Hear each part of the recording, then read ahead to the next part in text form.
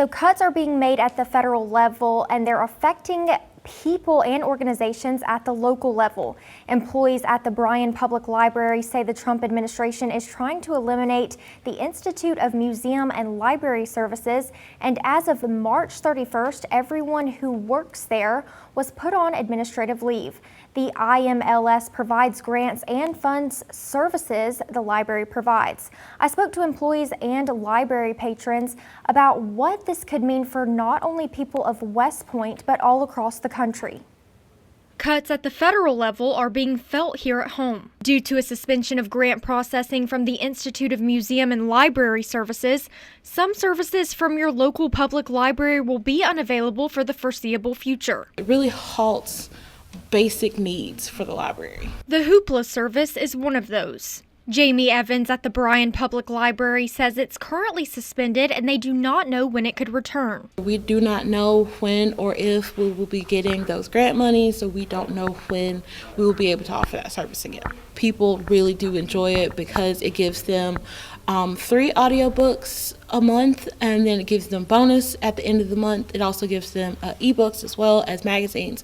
So people who are working and may not have time to come and just grab books can at least know that they have 3 books services a month.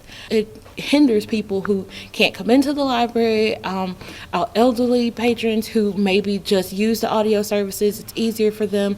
This is pretty much a hindrance for the community as a whole. West Point resident Christine Grabs is an advocate for children's literacy. She has her concerns about the library losing Hoopla. So many of our citizens rely on funding and grants from the IMLS to get services through Hoopla. They do audiobooks, comic books, movies, and streaming for children and for grown-ups in West Point, and I think taking that away from them is just taking away a huge service that the library can offer to people. Evans says this could unfortunately be just the first on many future cuts. And having libraries is especially important in more rural areas like Clay County. Libraries like us who don't have a lot of funding, who do rely on this, are going to be hit worse. The American Library Association as well as the Mississippi Library Association are working hard to try to keep libraries open, trying to keep services available for the patrons in their communities, but it is nerve-wracking. It's possible that there are things to come, but we will deal with it as we see it.